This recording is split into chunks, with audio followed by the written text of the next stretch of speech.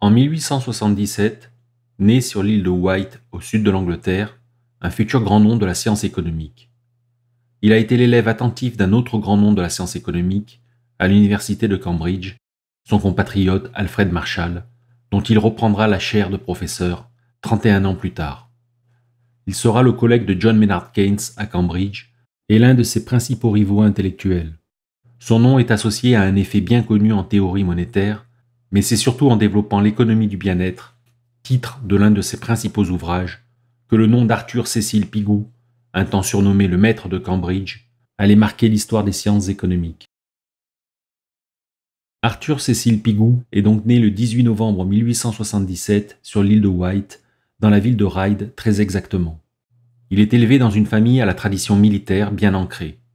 Son père, Clarence George Scott Pigou, était un officier de l'armée, et sa mère, Nora Biddle Frances Sophia, était la seconde fille de Sir John Lees, 3e baronnet de Blackrock, une banlieue de la ville de Dublin, en Irlande.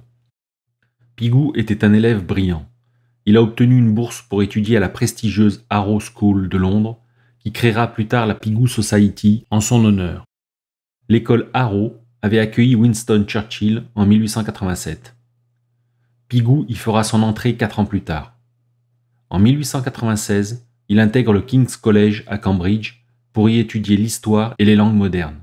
Mais il s'intéresse également à la poésie, la morale, la philosophie, la politique et l'économie. À Cambridge, il reçoit l'enseignement de l'historien réputé Oscar Browning. Pigou commence à se faire une réputation en tant qu'orateur dans un club de débat au sein de Cambridge, Cambridge Union Society, et finit par en devenir président. En 1899, il obtient un premier bachelor en histoire avec la mention First Class, la plus haute distinction pour un étudiant. Il récidive en 1900, cette fois-ci dans les sciences morales, avec une mention spéciale en économie politique. Vers la fin de ses études en histoire, il entreprend une série de projets qui vont lui attirer un certain nombre de prix à Cambridge. Il remporte ainsi la médaille d'or du chancelier en poésie anglaise en 1899, puis le prix Cobden en 1901 et le prix Burney la même année. Enfin, en 1903, le prix Adam Smith lui est décerné. Pendant cette période, Pigou suit l'enseignement d'Alfred Marshall, qui est, à l'époque, l'économiste le plus influent. Marshall prend sous son aile le jeune Pigou, dont il voit en lui son héritier intellectuel. Pour l'obtention du prix Cobden, Marshall, qui fait partie du jury d'attribution, écrit une note très favorable en faveur de Pigou. Herbert Foxwell, invité à se prononcer également sur la dissertation de Pigou, est plus critique. Cela marque le début d'une rivalité entre les deux hommes qui atteindra son paroxysme en 1908 lors de l'élection controversée de Pigou au poste laissé vacant par Alfred Marshall pour cause de retraite. Quoi qu'il en soit, la revue mitigée de Foxwell n'empêcha pas Pigou d'obtenir le prix et d'être fait membre distingué, ou fellow, du King's College en 1902. Il peut ainsi commencer à dispenser un cours d'initiation à l'économie dès la fin de 1901. Entre 1902 et 1908, Pigou continue à s'intéresser à l'histoire, l'économie, l'éthique et la poésie, mais porte désormais plus d'attention à l'analyse économique. En 1905, il publie sa thèse qui lui avait valu le prix Adam Smith en 1903 sous le titre « Les principes et méthodes de la paix industrielle ». En 1908, Pigou souffle donc le poste d'Alfred Marshall à Foxwell avec l'aide de Marshall lui-même et de Francis Edgeworth, alors que Foxwell avait pourtant plus d'antériorité que lui dans l'enseignement de l'économie.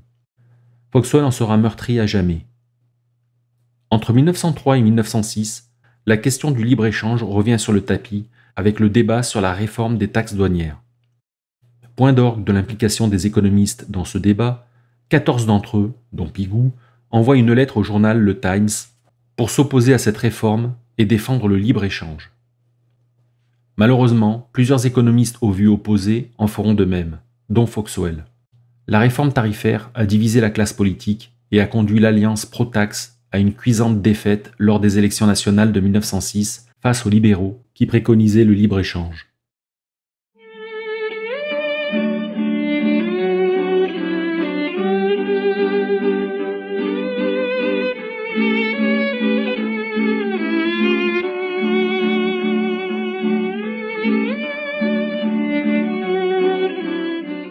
Dans la pure tradition marshallienne, Pigou va enseigner l'économie à Cambridge jusqu'en 1943, soit 35 ans après avoir été nommé professeur en lieu et place d'Alfred Marshall. Pendant cette longue période, il produira une douzaine de livres et une centaine d'articles en économie. Moins de 2 ans après sa nomination au poste d'Alfred Marshall, Pigou écrit 2 articles majeurs. Dans le premier, il établit un lien de proportionnalité entre l'élasticité prix de la demande d'un bien et son élasticité revenu, qui est appelée aujourd'hui loi de Pigou. Dans le second article, il envisage les conséquences éventuelles des choix de certains consommateurs et producteurs sur les autres et les mesures pour les corriger. C'est ce qu'on appelle aujourd'hui les externalités, mais Pigou n'utilise pas ce terme dans son article. Après ces 2 articles, Pigou publie en 1912 son premier ouvrage sur ce qu'on appelle aujourd'hui l'économie du bien-être. Wealth and Welfare, ou Richesse et bien-être en bon français, paraît en 1912. Arrive la Première Guerre mondiale. Pigou est un pacifiste convaincu. Il ne participera pas à la guerre pour tuer, mais pour sauver des vies. C'est ainsi qu'il intègre un corps d'ambulanciers volontaires et prend part à des missions périlleuses sur le front. En 1917, il publie La valeur de la monnaie, où est formulée pour la première fois l'équation dite de Cambridge, par opposition à la théorie quantitative de la monnaie défendue par l'américain Irving Fisher. L'analyse qu'il avait commencée dans Richesse et bien-être est parachevée pour ainsi dire en 1920 avec la parution de son ouvrage Economics of Welfare, l'économie du bien-être. Pigou établit ainsi une nouvelle branche de l'analyse économique. Il commence par définir le bien-être économique comme la mesure dans laquelle les désirs économiques d'un individu sont satisfaits. Son étude se limite donc au bien-être qui peut être mis en rapport avec une mesure monétaire. Les autres facteurs qui définissent le bien-être général sont exclus du champ d'analyse, car non mesurables selon lui. Le bien-être social est défini comme la somme des bien-être individuels. L'utilité marginale du revenu est décroissante pour Pigou, ce qui signifie qu'elle diminue à mesure que le revenu augmente.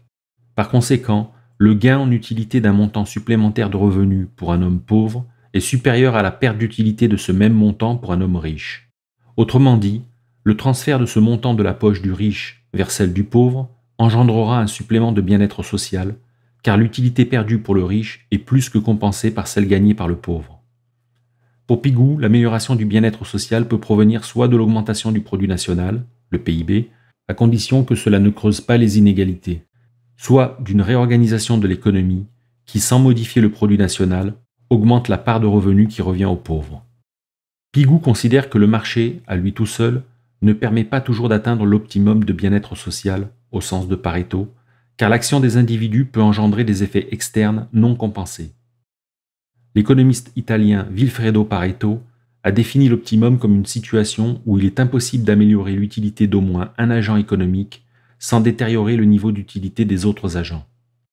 Pour la théorie néoclassique naissante, l'équilibre concurrentiel aboutit à une allocation des ressources optimales au sens de Pareto.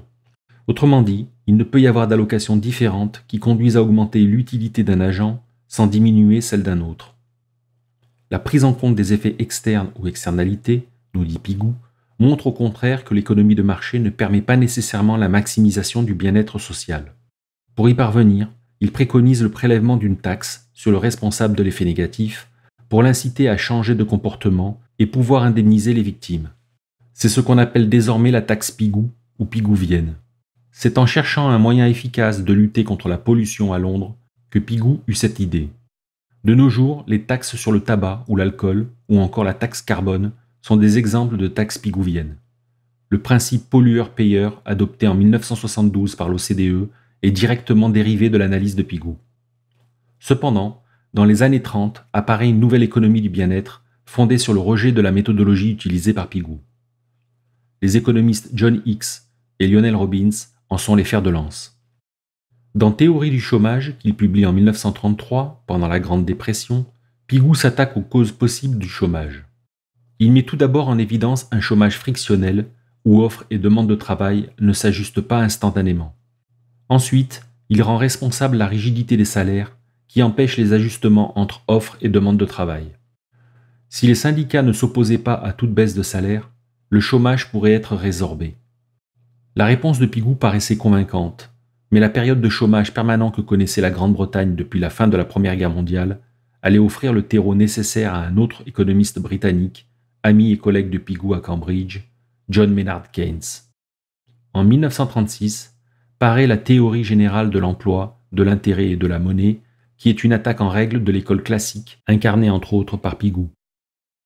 Dans son ouvrage, Keynes désigne Pigou comme le représentant ultime des économistes classiques et le mentionne à plusieurs reprises. Pigou est affecté par les critiques à son égard et à celui de son mentor, Alfred Marshall, que Keynes n'épargne pas non plus. Malgré leurs divergences intellectuelles, Keynes et Pigou restaient des amis et se vouaient à un respect mutuel. Néanmoins, l'essor rapide des idées keynésiennes allait marginaliser Pigou et le mettre sur la défensive. En riposte à la théorie générale, il publie en 1949 Le voile de la monnaie, dans lequel il expose l'effet dit d'encaisse réelle ou effet Pigou. En substance, il considère que la baisse des prix entraîne un effet de richesse qui pousse les agents à consommer davantage, ce qui relance production et emploi. Cet effet n'est cependant réel qu'à la condition que la baisse des prix ne concerne que les biens et services et non les actifs détenus par les agents. Sans quoi, ceux-ci risquent de chercher à épargner davantage pour compenser la baisse de valeur de leurs actifs. Pigou restera critique sur certains aspects de la théorie générale jusqu'à la fin de sa vie, tout en lui reconnaissant certaines qualités.